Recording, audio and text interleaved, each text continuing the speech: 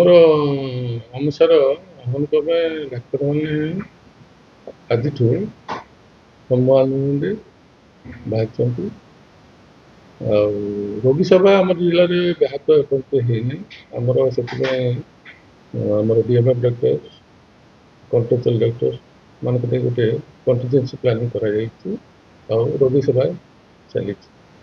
ତା ସହିତ ଯେହେତୁ ଏଟା ଆମର ମେଡ଼ିକାଲ କଲେଜ ସହିତ ସଂଯୁକ୍ତ ଅଛି, ସେଥିପାଇଁ ଆମର ଓଜି, ପେଡ଼ିଆଟ୍ରିକ୍, ଟିବି, ଆୟୁର୍ବେଦିକ, ପୋଷ୍ଟମର୍ଟମ ଏଗୁଡ଼ାକ ମଧ୍ୟ ମେଡ଼ିକାଲ କଲେଜ ସହିତ ଯେହେତୁ ସଂପୃକ୍ତ ଅଛି, ଆମ କାମ ସୁଚାରୁ ରୂପେ ଚାଲିଛି। ସେଇଟା ତ ଡକ୍ଟରମାନଙ୍କର ଗୋଟେ ଲଙ୍ଗ ଷ୍ଟାଣ୍ଡିଂ ଡିମାଣ୍ଡ। ଆମର ଆସୋସିଏସନ୍ ଅଛି ବିଫୋର ଇଣ୍ଡିପେଣ୍ଡେନ୍ସ 1946ରୁ ବିଭିନ୍ନ ସମୟରେ ବିଭିନ୍ନ ସରକାରୀ ସ୍ତରରେ ଆମେ ଡିମାଣ୍ଡ କରିକି ଆସୁଛୁ। କିନ୍ତୁ ବର୍ତ୍ତମାନ ସ୍ଥିତି ଏମିତି ଆସିଛି, ବାଧ୍ୟ ହେଇକରି ଆମକୁ ବାହାରେ ଆସିକି ବସିବାକୁ ପଡ଼ୁଛି। ବର୍ତ୍ତମାନ ଯେଉଁ ଡିସେମ୍ବର ମାସରେ ହେଇଥିଲା ଆପଣମାନଙ୍କର ଯେଉଁ ଘଣ୍ଟେ 2 ଘଣ୍ଟା ଲେଖା ଆମେ ଡ୍ୟୁଟି ବନ୍ଦ କରିଥିଲୁ, ସେତେବେଳେ ସରକାର ଆମକୁ ଏସ୍ୟୋର କରିଥିଲେ ଆଉ କିଛି ଆମେ ଆପଣଙ୍କର ଡିମାଣ୍ଡ ଯାହା ଅଛି ଆମେ ଫୁଲଫିଲ୍ କରିବୁ ବୋଲି। କିନ୍ତୁ ଦୀର୍ଘ 5-6 ମାସ ବିତିଗଲା ପରେ ମଧ୍ୟ ଆମର କିଛି ଗୋଟେ ବି ସିଙ୍ଗିଲ୍ ଡିମାଣ୍ଡ ଆଜି ସୁଦ୍ଧା ଫୁଲଫିଲ୍ ହେଇପାରିଲା ନାହିଁ। ସେଥିପାଇଁ ବାଧ୍ୟ ହେଇକରି ସାର୍ ଏଇଟା ଆମେ ବର୍ତ୍ତମାନ ଯେଉଁ ଆମର ସେକ୍ରେଟାରୀ ସାର୍ କହୁଥିଲେ, ବର୍ତ୍ତମାନ 10 ଦଫା ଦାବି ନେଇକରି ଆମେ ଏଠି ବସିଛୁ। ମୁଖ୍ୟ ଦାବି ଆମର ଯେଉଁଟା ଆମର DACP ଯେଉଁଟା ସେଣ୍ଟ୍ରାଲ ସ୍କିମ୍ରେ ଯେଉଁଟା ଆମର ଗୋଟେ ପ୍ରମୋସନ୍ ଅଛି, ସେଣ୍ଟ୍ରାଲ ସ୍କିମ୍ ଅଛି। ସେଣ୍ଟ୍ରାଲ ସ୍କିମ୍ ଯେମିତି time bound promotion, time bound scale ଯାହା ଅଛି ସେଇଟା ଗୋଟେ ମେନ୍ ଡିମାଣ୍ଡ ଆମର। ତାପରେ ବର୍ତ୍ତମାନ ଦେଖନ୍ତୁ ବିଭିନ୍ନ ଜାଗାରେ ଯେଉଁ ଡକ୍ଟରମାନଙ୍କୁ ଆଟାକ୍ ହେଉଛି, ସିକ୍ୟୁରିଟି ଆମ ପାଇଁ କିଛି ନାହିଁ। ସିକ୍ୟୁରିଟି କୁହନ୍ତୁ, ତାପରେ ଆମର ଯେଉଁଟା ଆମର ଯାହା କାମ କରୁଛୁ ଆମର ପୋଷ୍ଟମର୍ଟମ ଏନାଉନ୍ସ କୁହନ୍ତୁ କି ସୁପର ସ୍ପେଶାଲିଷ୍ଟମାନଙ୍କର ତାଙ୍କର ଇନସେଣ୍ଟିଭ୍। ସବୁଠୁ ପ୍ରଥମେ ଆମେ ଜନସାଧାରଣଙ୍କୁ କ୍ଷମା ମାଗିବୁ ଯେ ଆମ ପାଇଁ ଅସୁବିଧା ଯାହା ବି ହେଉଛି, ଅସୁବିଧା ଟିକେ ହେଉଛି, ଆମେ ଜାଣୁଛୁ କିଛିଟା ଅସୁବିଧା ହେଉଛି। ବଟ୍ ଆମର ଧାର୍ଯ୍ୟ ଯେଉଁ ଦାବି ଅଛି, ନ୍ୟାଯ୍ୟ ଦାବି ଥିଲା, ଆମେ ଲାଷ୍ଟ ପାଖାପାଖି ବର୍ଷେ ହେଲାଣି ଆମେ ଦାବିକୁ ଉପସ୍ଥାପିତ କରିଚାଲିଛୁ। ଆପଣମାନେ ଜାଣିଥିବେ ଲାଷ୍ଟ ଡିସେମ୍ବର ମାସରେ ଗୋଟେ ଷ୍ଟ୍ରାଇକ୍ ହେଇଥିଲା, ଯେଉଁଟା ଆମେ ଘଣ୍ଟେ, ତାପରେ 2 ଘଣ୍ଟା, ତାପରେ ଯେତେବେଳେ ଫାଇନାଲି ଆମକୁ କିଛି ଗୋଟେ ଆଶ୍ୱାସନା ମିଳିଲା ତ ଆମେମାନେ ଓହରିଥିଲୁ। ଇନିସିଆଲି ସରକାର 3 ମାସ କହିଥିଲେ, ଗୋଟେ କମିଟି ହେଇଥିଲା 3 ମାସ କହିଥିଲେ। ଆମେ ତାଙ୍କୁ ସମ୍ମାନ ଜଣେଇକି ଆମେ 3 ମାସ କିଛି ଲିଖିତ ମିଳିନଥିଲା, କିନ୍ତୁ 3 ମାସ ପାଇଁ ଆମେ ୱେଟ୍ କରିଥିଲୁ। ଆମେ 3 ମାସ ନୁହେଁ, ଆମେ 6 ମାସ ପାଇଁ ୱେଟ୍ କରିଥିଲୁ। ତାପରେ ସବସିକ୍ୱେଣ୍ଟଲି ଯେତେବେଳେ 6 ମାସ ବି ଗଡ଼ିଗଲା, ଆମର ବହୁତ ଥର ଯାଇକି ମିଳିଛି ଆଶ୍ୱାସନା, ଅବଭିୟସଲି ମିଳୁଛି, କିନ୍ତୁ ଆମକୁ ଲିଖିତ ମିଳୁନି କି ଆମର ସେମିତି କିଛି ଦାବି କିଛି ଏଯାଏଁ ଭଲରେ। ଆମ ମେନ୍ ଦାବି ଯେଉଁଟା ଅଛି DACP, ଲେବୁଲ୍ 15 ଆବୋଲିସନ୍, ଆମର ସିକ୍ୟୁରିଟି, ଆମର କ୍ୟାଡର ରିଷ୍ଟ୍ରକ୍ଚରିଂ, ଯେଉଁଟା ମେନ୍ ଦାବି ଗୁଡ଼ା ଅଛି ସବୁ ଅଲରେଡ଼ି ଆମେମାନେ ଆଗରୁ ବି ଦେଇଛୁ, ପୁଣି ଥରେ କହୁଛୁ ସବୁଗୁଡ଼ା ନ୍ୟାର୍ଯ୍ୟ ଦାବି।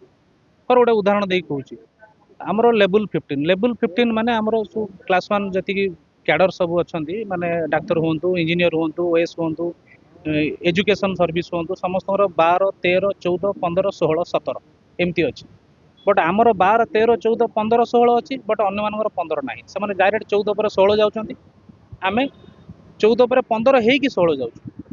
ଆମ ପାଇଁ ସେଇଟା ଅଲଗା କାହିଁକି? ସେଇଟା ଗୋଟେ ପ୍ରତିବନ୍ଧକ, ସେଇଟା ଗୋଟେ ଆମର ଗୋଟେ ମୁଖ୍ୟ ଡିମାଣ୍ଡ। ସେଇଟା ଆମକୁ ଖରାପ ଲାଗୁଛି ନ୍ୟାଚୁରାଲି। ଆମେ ଚାହୁଁଛୁ ଯେ ଯଥାଶୀଘ୍ର ସରକାରଙ୍କୁ ଆମେ ଅପିଲ୍ କରୁଛୁ ଆପଣମାନଙ୍କ ମଧ୍ୟରେ, ଆମେ ସରକାରଙ୍କ ସପୋର୍ଟରେ ଅଛୁ, ଜନସାଧାରଣଙ୍କ ସପୋର୍ଟରେ ଅଛୁ। ଆମେ ଚାହୁଁଛୁ, ମାନେ ଏଇଟା ଆମର ଲାଷ୍ଟ ପନ୍ଥା, ଏଇଟା ଆମ ପାଇଁ ବହୁତ ଡିଫିକଲ୍ଟ ପନ୍ଥା।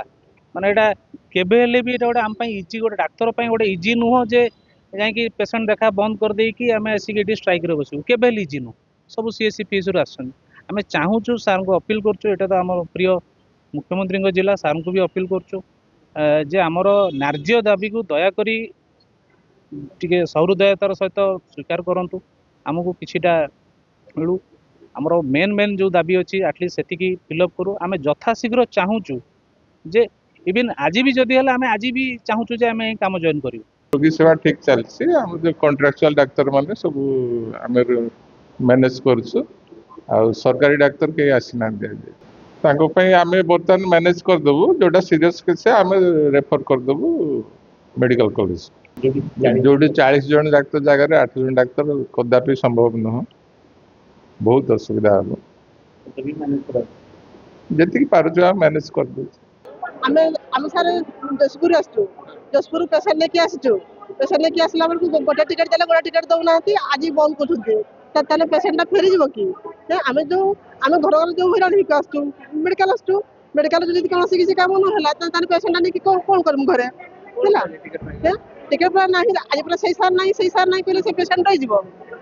ଯୋଉ ସାରଙ୍କ ଦ୍ୱାରା ମାନେ କାମଟା ଚାଲିବ ସେ ସାର୍ ତ ନାହିଁ ଆଜି, କଣ କରାଯିବ ତାହେଲେ? ମୋର ଜ୍ୱର, କାଲିଠୁ ଜ୍ୱର, ସେଥିପାଇଁ ଆସିଥିଲି ଦେଖିବା ପାଇଁ। ଟିକେଟ କାଉଣ୍ଟରକୁ ଯାଇଥିଲି, ଟିକେଟ ଦେଲେନି। ସେଠିକି ଅନୁଗୁଳ ଚାଲିଯିବ, ପଳେଇ ଆସିଲି ଡକ୍ଟରକୁ ଦେଖିବା ପାଇଁ। ଆଉ ଡକ୍ଟର ବି ମନା କଲେ, କହିଲେ ଏଠି ଆଜି ଡକ୍ଟରଙ୍କର ଷ୍ଟ୍ରାଇକ୍ ଚାଲିଛି, ଆଉ ସେ କଲେଜ ପଳାନ୍ତୁ। ମୋ ସ୍ତ୍ରୀର ଗୋଡ଼ଟା ଆଜ୍ଞା ପଡ଼ିକି ମୋଡ଼ି ହେଇକି ଚାଲି ପାରୁନାହାନ୍ତି।